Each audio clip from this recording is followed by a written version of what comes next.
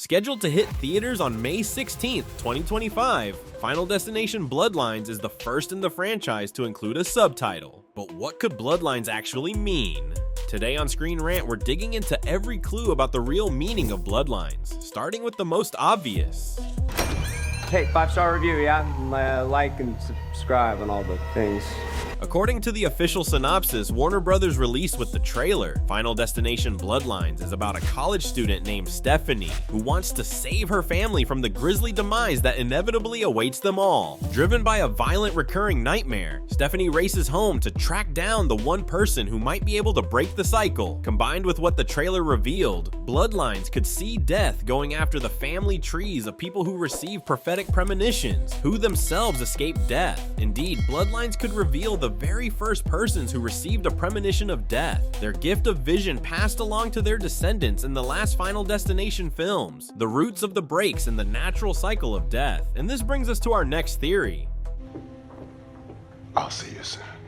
Bloodlines could refer to Stefanie and franchise mainstay William Bludworth being distant blood relatives. After all, directors Zach Lipovsky and Adam Stein did promise to abandon the franchise's usual formulas. Combined with Bloodlines reportedly diving into William Bludworth's backstory, this could mean that the coroner and mortician himself could get in death's crosshairs. As the actor who plays William, Tony Todd, died in November 2024, the sixth Final Destination movie is bound to give the character an emotional arc, and maybe even an epic farewell. Apart from that, a blood connection between Stefanie and William could be the key to Final Destination breaking away from its predictable patterns. Speaking of which, this brings us to our last theory about what Bloodlines could really mean.